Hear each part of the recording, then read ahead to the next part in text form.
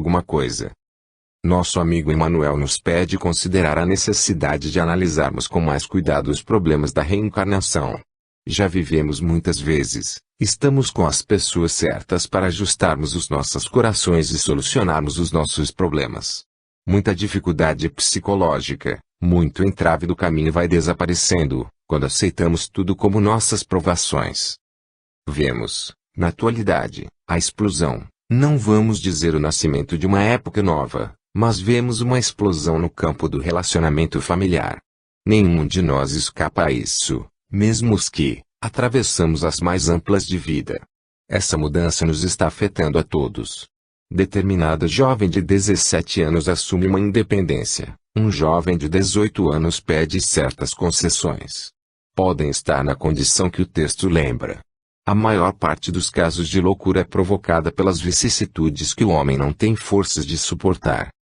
Estamos ficando sem coragem, enfraquecidos para suportar um filho, um parente que não concorda com a nossa vida, um familiar qualquer, um amigo. E sofremos, porque temos sensibilidade aguda, mormente nos outros, os que nascemos nesse continente da América do Sul. Nós vemos no Sul, povos de sensibilidade quase que exagerada e essas renovações pesam sobre nós. O suicídio, a toxicomania e tantos outros hábitos menos felizes vão se alastrando e vamos nos sentindo cada vez mais infelizes. Se é desquite, nos alarmamos. Sentimos-nos desrespeitados com as desvinculações na família. A soma de tudo vem a ser desequilíbrio mental. Precisamos aguentar com valor, precisamos apelar para a necessidade de fortaleza. Estamos progredindo muito em assistência social, em compreensão dos problemas dos outros, no campo material da vida, mas são poucos os que se estão organizando para suportar esses chamados choques de família, choques de costumes. Os grifos são nossos. Não criamos forças e não queremos criar, porque quando alguém nos fala, ou quando falamos a alguém da resolução de suportar a família, somos taxados sem o brio necessário para viver dignamente. Precisamos de respeito mútuo. A que o Chico se referiu àqueles que, embora os múltiplos problemas familiares, enfrentam tudo com dignidade, não desertando das responsabilidades abraçadas. Hoje em dia, o lar se está desfazendo com facilidade, justamente porque não lutamos para preservá-lo. Achamos mais fácil e atraente assumir um novo compromisso, saindo em busca de novidades. O conhecimento da reencarnação nos ajuda e nos auxiliará muito se nos dedicarmos a explicar aos nossos descendentes, desde os primeiros anos de vida, as causas dos sofrimentos, das dores. Não sofremos para ser vencidos. O grifo é nosso. Sofremos para superar tudo e viver com a paz no coração e na vida social. Embora tenha falado poucos minutos, o comentário do nosso querido irmão foi de muita valia, porquanto só o conhecimento da reencarnação poderá explicar-nos com segurança esse chamado conflito de gerações. O lar se encontra ameaçado pelo excesso de liberdade, tanto do homem quanto da mulher, e agora a liberdade que os filhos reivindicam muito cedo. Principalmente, na última década, o mundo psicológico das criaturas sofreu transformações marcantes. O Chico disse com muita propriedade que nos precisamos organizar para entender melhor, de modo a errar menos, os choques de costumes. Quantas internações hospitalares e quantos suicídios não têm origem na incompreensão que impera dentro do lar. Refletindo nas palavras de Emmanuel, esse devotado companheiro de muitos anos de todos nós, ouvimos a prece final, rogando a Jesus que nos inspirasse no momento de transição deste final de século. 12 de janeiro de 1985. No dia 12 de janeiro passado, realizamos a nossa primeira reunião do ano com a participação do querido Chico. Estávamos, portanto, muito felizes. O Evangelho nos ofereceu as reflexões um tópico do capítulo 6, o Cristo Consolador. Vários companheiros abordaram o tema com felicidade, sendo que pudemos, da palavra de cada um, coletar as ideias básicas que resumimos abaixo. Aqueles que carregam os seus fardos e assistem os seus irmãos, são bem amados meus. Muitas vezes passamos a vida fazendo planos que não executamos. Curar a nossa dor pelo trabalho, o autêntico remédio. As dificuldades são transitórias. A tempestade castiga a terra, mas a fertiliza. Quando quisermos pedir algo a alguém, Peçamos a quem é ocupado, porque o desocupado não tem tempo para nada. A preocupação central do homem tem sido as conquistas materiais. O Evangelho veio para quem deseja ser feliz. Após os preciosos comentários, o Sr. Weaker pergunta ao Chico se ele deseja falar alguma coisa, ao que o nosso companheiro responde afirmativamente. Algumas de nossas irmãs se referem à minha presença, mas estou aqui como necessitado. Agradeço esse carinho, mas preciso declarar que não tenho expressão alguma para ser uma pessoa destacada. O Espírito Emmanuel, aqui presente, nos pede para compararmos a doutrina espírita a uma grande empresa, organizada pelo Cristo, onde nós solicitamos emprego. Vimos através do sofrimento, das dificuldades, das lutas domésticas. Pedimos socorro. Ignoramos muitas vezes que estamos pedindo trabalho, o grifo é meu, pedindo colocação para trabalhar e receber algum vencimento para sustentar a nossa vida. As interpretações da palavra de Cristo são diversas, mas no Espiritismo esse sentido de empresa é muito pronunciado. Estamos pedindo emplacamento em serviço, pedimos para fazer parte de equipe de trabalho que funciona dentro da doutrina. Pontos que são portadores de provas tão dolorosas que, às vezes, nem mesmo explicá-las conseguem, não fossem os casais desajustados, não fossem aqueles que não compreendem os ensinamentos de Jesus, e que nos apedrejam e magoam, se não fosse toda essa equipagem do navio chamado Terra, lutando para viver, para acertar, que nos procuram em nossos núcleos todos os dias, o que é que teríamos para fazer? Se fôssemos uma coleção de pessoas boas, ligadas no Cristo, se um falasse e todos compreendessem, estaríamos dentro de uma monotonia muito grande. É dessa multiplicidade de problemas, muitas vezes em nós mesmos, que encontramos trabalho para fazer, a fim de diminuir o peso da carga. Não podemos esperar a muita coisa. Muitas religiões se contentam com uma prece semanal, atos religiosos quinzenais, mas no Espiritismo somos alfinetados, e ninguém escapa desde que estejamos dentro da empresa trabalhando. Não apenas glorificando o nome do Senhor, mas trabalhando muito para que a nossa fé seja realmente uma fé ativa e criativa, ao mesmo tempo. Ponto porque podemos improvisar alguma coisa em favor do próximo. Temos uma inteligência mais ou menos em desacordo com o coração, como acontece comigo. Comparecem aqui dentro o orgulho, o egoísmo, a jactância. Ajudar os outros em tudo aquilo que se faça possível em nosso esforço. Todo esforço é grande pela essência que representa. O grifo é meu. Não devemos pensar em braços cruzados, em paraíso prematuro, em angelitude antes de sermos criaturas humanas perfectíveis. Quando compreendermos tudo isso, veremos que já estamos dentro de uma empresa maravilhosa. Lembramo-nos da lei de causa e efeito apenas em matéria de sofrimento, mas ela funciona também para o bem. Quem faz o bem, queira ou não, será recompensado. O Senhor manda que o mal seja corrigido e o bem seja estimulado em benefício de cada um de nós. Enquanto a prece final era proferida, agradecíamos também a Jesus pela oportunidade, na presente encarnação, de estarmos admitidos como simples funcionário nesta abençoada empresa de luz, que é a doutrina espírita. 9 de fevereiro de 1985. Na reunião vespertina do dia 9 de fevereiro do correntiano, o Evangelho segundo o Espiritismo ensejou-nos a lição do capitão 12, amai os vossos inimigos, no seu item 7. Após os comentários habituais, proferidos por diversos irmãos, o nosso Chico solicitou a oportunidade de falar. Para nós outros, a sua palavra representa uma inestimável bênção, de vez que significa também a presença de Emmanuel enriquecendo os nossos estudos. Atentos, passamos a ouvi-lo com a alegria de sempre.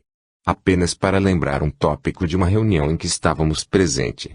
Um inimigo, estando ao nosso lado na Terra, reencarnado, torna mais fácil a reconciliação. A propósito, lembrei-me de uma reunião a que compareci, na desobsessão.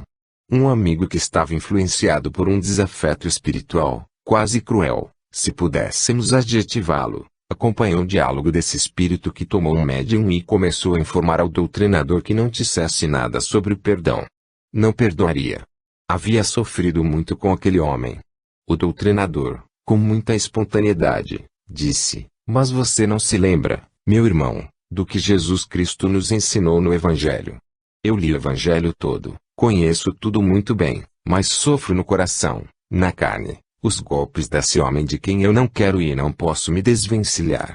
E o diálogo prosseguia, com o doutrinador insistindo com extremado amor. Mas se você lê o Evangelho, você se lembra de Jesus ensinando-nos a oferecer o outro lado da face, quando esbofeteados. O obsessor, com muita astúcia, respondeu: Jesus falou, de fato, que se fôssemos espancados de um lado oferecêssemos o outro, mas eu já apanhei dos dois lados.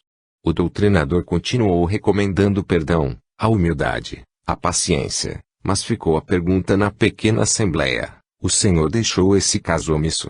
Mandou oferecer a outra face. Se ofereci as duas e elas foram quebradas. Como faço agora?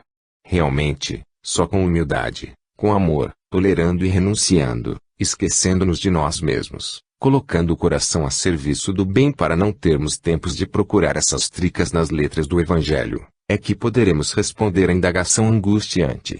Para um materialista, esse é um ponto difícil. Apanhar e ficar quieto.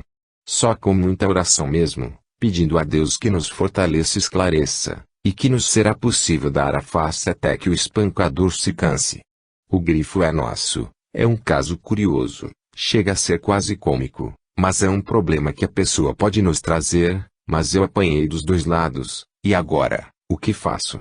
A pergunta está rolando. Alguns amigos que compareceram a essa reunião, quando me encontram vão logo indagando, como é que ficou o caso da pancada dos dois lados? Meditando no perdão ilimitado, 70 vezes 7, quem sabe não estaria aí a resposta. Perdoar infinitamente as infinitas agressões. De fato, existem pessoas, na terra e no além, que perdem um tempo precioso tentando descobrir, como disse o Chico, tricas nas letras do Evangelho. Chegam ao absurdo de procurar apoio em Jesus para os seus desequilíbrios. Distorcer os ensinamentos, manipulam-nos, interpretam-nos à sua maneira, tudo para não amar, não perdoar, não trabalhar, não se reformar interiormente. Sim, com espíritos tão arraigados à vingança, ao ódio e ao amor próprio, para nós é bem melhor que os tenhamos no corpo, lado a lado conosco, como aqueles amigos e familiares problemas. Recebendo do alto uns eflúvios salutares, edificados com inestimável lição, a prece coroa as nossas atividades naquela tarde belíssima. 9 de março de 1985. No dia 9 de março de 1985, os comentários enfocaram o capitão 6 o Cristo Consolador, do Evangelho segundo o Espiritismo. Vários irmãos teceram substanciosas considerações sobre o tema que o mundo espiritual escolhera para as nossas reflexões da tarde. Eis alguns dos tópicos principais da fala dos companheiros que foram convidados ao mistério da palavra. Jesus prometeu enviar o Consolado, que é o Espiritismo. O Espiritismo dá novo sentido às nossas vidas. Jesus nos dá a força e coragem para a luta diária. O Espiritismo é o restaurador do cristianismo. A necessidade da dor na escalada evolutiva. Devemos reagir contra a tristeza pelo trabalho no bem. As promessas de Jesus com relação à vida futura. Aprender a discernir, utilizando de modo conveniente o livre-arbítrio. Quando o rodízio se completa, Chico pede permissão para transmitir uma pequena observação de Emmanuel, sempre presente aos nossos encontros no abacateiro. É apenas uma frase que o nosso Emmanuel, presente, nos recomenda a atenção. Quando Jesus disse, vinde a mim todos vós que estáis fatigados, eu vos aliviarei. E uma promessa que não envolve nenhum sentido de prodígio ou de suposto milagre. Vinde a mim, ele não cogitou da procedência dos viajores, se eram bons, se eram maus querendo ficar bons, se eram meio bons. A marcha não ia parar. Vinde a mim, nada de colocar um ponto final em sua marcha própria. Não prometeu também retirar a carga de ninguém, não prometeu nada. Apenas alívio para continuarmos a marcha. Os destaques são nossos. Aliviar para quê? Para continuar o serviço, para continuar a tarefa. Esta frase é muito importante para a nossa meditação.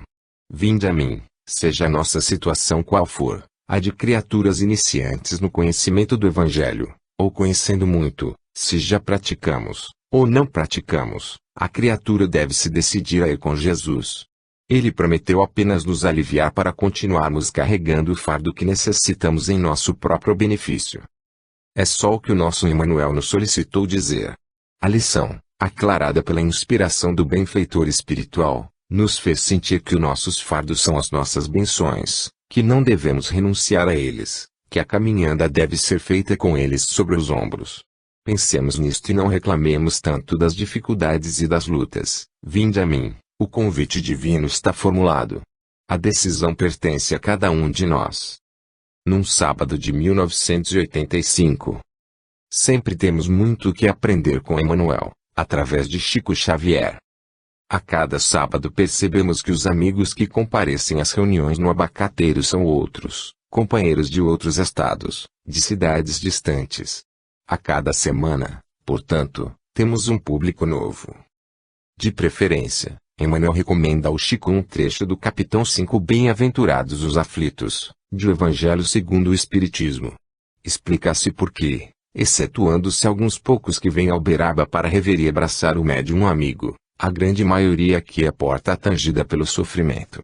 São pais em busca de uma mensagem do filho querido que partiu, cônjuges saudosos dos companheiros que demandaram o mais além, jovens desesperados às portas do suicídio, irmãos desenganados pela ciência médica. E é justamente no referido capítulo do Evangelho que o Espiritismo ressalta a sua função de consolador prometido. No entanto, mesmo com a inevitável repetição de temas, aos sábados, quando participa dos comentários, Emmanuel sempre aborda o assunto por um prisma diferente, levando-nos a refletir em profundidade. Foi o que aconteceu, por exemplo, numa das reuniões deste ano em que o incansável benfeitor teceu considerações sobre a cólera, mensagem incerta no capítulo 9, Bem-aventurados os que são brandos e pacíficos do livro Luz. Emmanuel nos afirma que se fôssemos às penitenciárias, às casas de detenção, aos sanatórios, a fim de se fazer enquetes dos motivos que levaram aqueles internos à criminalidade, verificaríamos que 80% deles foram vítimas da cólera. A cólera é tão perigosa quanto a loucura e o delírio. Ela nos retira o próprio raciocínio, elimina as condições adquiridas retornando-nos à animalidade. Quando somos desafiados por qualquer pessoa, temos reações negativas, ficamos cegos e cometemos delitos graves. Se pudéssemos ouvir os desencarnados nos vales dos suicidas, dos homicidas, teríamos a mesma resposta, lamentando o momento que perderam o controle de si mesmos. Um amigo japonês, escutando uma preleção sobre a cólera, nos contou o ensinamento de um psicólogo do seu país que nos convidou a lembrar da hidrofobia, que é contagiosa, quando estivermos dominados pela cólera. A cólera também contagiosa e atinge até pessoas em paz consigo mesmas. Devemos fazer o máximo de silêncio e não responder, para que cólera não continue conosco, e devemos recorrer à oração que vence as reações negativas que levam ao suicídio e à delinquência. Geralmente são as pessoas queridas que cultivam o hábito da cólera. Se nós, pela oração, dentro de casa, não conseguimos afastá-la de nós, aí então devemos ir ao templo religioso e pedir a Deus para nos fazer calar o coração contra reações criminosas. Mas se ainda não conseguimos, se ainda nos sentimos feridos na nossa vaidade pessoal, o que chamamos de brios, depois de tentar a oração em casa e no templo, devemos buscar imediatamente um hospital e pedir internação por uns 2 a 4 dias, para não fazer qualquer bobagem. Nessa fase já estamos mesmo precisando de um tratamento intensivo, pois não há dinheiro no mundo que pague crime algum cometido. Os grifos são nossos. Peçamos a Deus que nos ajude a ouvir com muita calma qualquer injúria para não chegarmos a pedir uma internação imediata. Quando Chico terminou a preleção, ficamos a meditar, quantos companheiros ali, entre aquelas centenas de pessoas, não estariam alimentando na alma algum sentimento de cólera? Quantos não buscaram o amparo do mundo espiritual, ali, no abacateiro, lutando contra ideias de suicídio ou homicídio? Sim, quantos não retiraram do coração, ouvindo as palavras abençoadas do Chico, terríveis fardos, fantasmas que os perturbavam? Impossível dizer. Sabemos apenas que a lição evangélica, como sempre, funcionou por precioso medicamento. E ao repartirmos os pães e as balas, o dinheiro e o agasalho, com os nossos irmãos do bairro, ainda ouvíamos na acústica da memória, a cólera é tomada para obsessão. Quantos dramas seculares se forjam na invigilância de um minuto? Procurai a origem desses acessos de demência passageira que vos assemelhem aos animais, fazendo-vos perder o sangue frio e a razão. Procurai e encontrareis, quase sempre, por base, o orgulho ferido. Os grifos também são nossos. Sim, a estrada da ascensão é estreita, mas a da descida é larga. 7 de setembro de 1985. No dia 7 de setembro de 1985, o nosso querido Chico se mostrava muito bem disposto, alegre.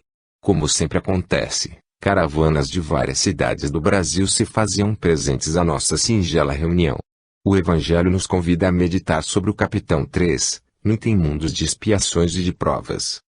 Dada a palavra ao nosso Chico, ouvimos dele a belíssima preleção que transcrevemos abaixo em seus pontos principais. Apenas um lembrete do nosso Emmanuel. Leamos: a superioridade da inteligência, num grande número dos seus habitantes, indica que ela não é um mundo primitivo, destinado à encarnação de espíritos apenas saídos das mãos do Criador. O nosso Emmanuel nos pede atenção sobre este tópico, a superioridade da inteligência. O texto não nos diz a superioridade sentimental, ou mesmo espiritual. Não diz grandes corações.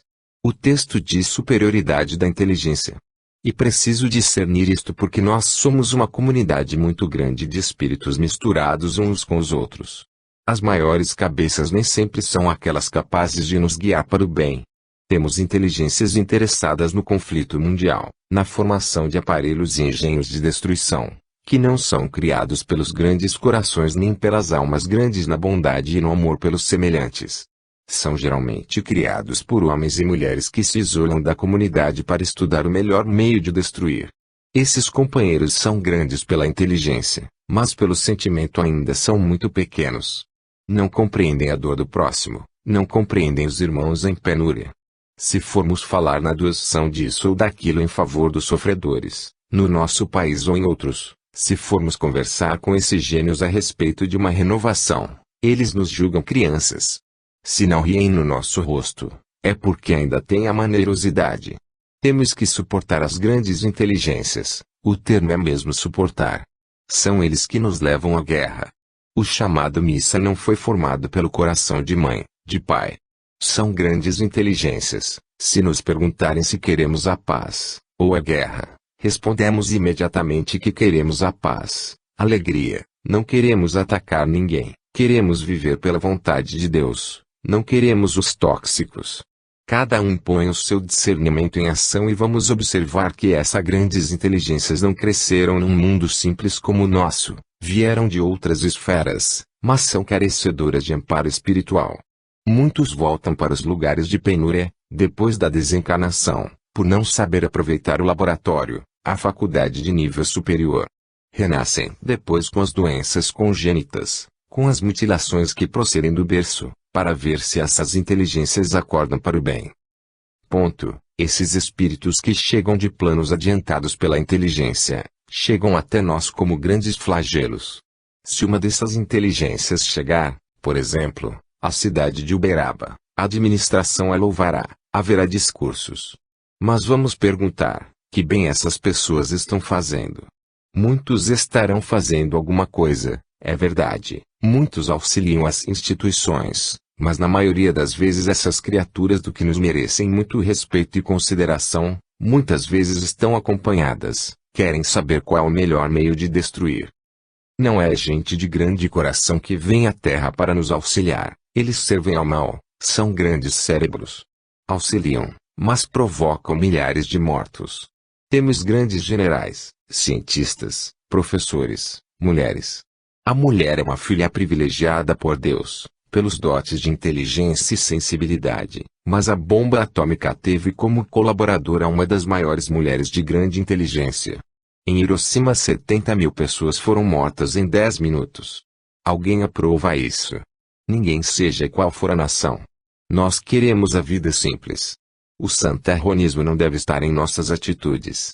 Mas devemos querer alguém que nos conforte, nos ajude.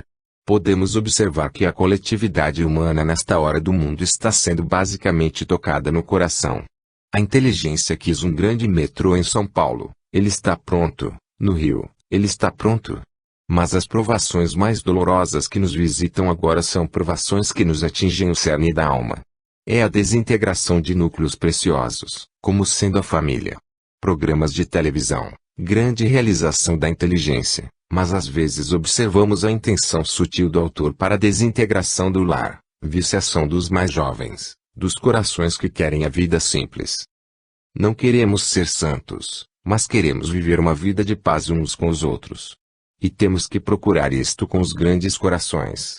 O computador é um prodígio da inteligência, mas quem vai se lembrar de pedir a ele uma esmola, um auxílio a um robô? Não é nessa linha que vamos atingir os fins de Jesus, é no estudo, no amor, no respeito, na preservação da família. Temos que ter muito cuidado para entregar um filho ou uma filha a determinado instituto. Não sabemos que tipo de criatura voltará para nossa casa. Outros vão para o exterior, voltam de deturpados, com os vícios, toxiômanos, ideias de superioridade, paranoicos, quase loucos, quando não estão loucos. Estamos todos misturados. Tem muita gente de alta inteligência, mas não querem construir a nossa felicidade. Jesus é o verdadeiro arquiteto da nossa felicidade, se fizermos o que ele nos ensinou. Aquele que mais servir terá mais mérito. Servidor é o que limpa chão, vai ajudar uma criança perdida, uma mãe desditosa. Essa pessoa que ama o serviço, que não reclama, que será considerada maior. Sejamos úteis em qualquer lugar. Deve e precisa movimentar a criatura essa capacidade. Depois de trabalhar 6, 8 horas por dia, ainda restam 16. As grandes inteligências promovem greves. O grande coração não nos ensina a violência. O nosso coração se regozija quando evitamos a queda de alguém, retirando do asfalto uma simples casca de banana.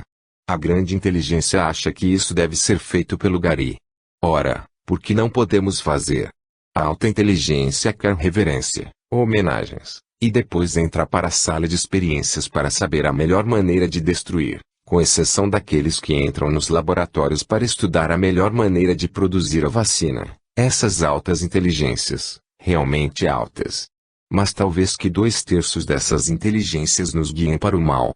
Vamos esperar que a misericórdia divina tenha compaixão de nós, esperar que essas altas inteligências descubram um caminho de reconciliação, já não dizemos de paz. Precisamos discernir para não estarmos criando para nós e para aqueles que nos amam verdadeiros labirintos de perturbação mental. É que Emmanuel nos diz sobre o texto. Ponto. Quem cai pelo coração o sofrimento é tanto que redime, grifamos. Quem cai pela inteligência, vejamos o exemplo da entidade demoníaca do texto bíblico, que não é tão simbólico quanto parece, não se sente caído. Fim.